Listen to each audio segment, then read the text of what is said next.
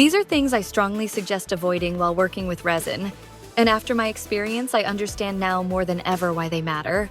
The biggest one, and this is the one I wish I had been more careful about. Try not to touch your face while working with resin.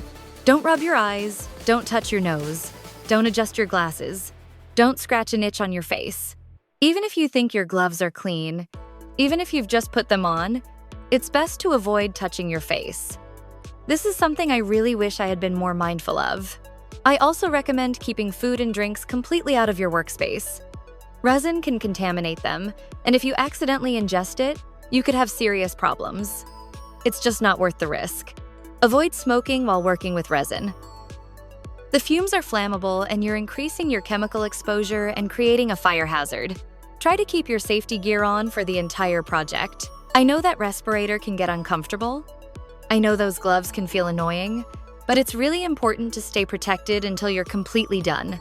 Don't take them off to quickly check your phone or grab something. As I did today,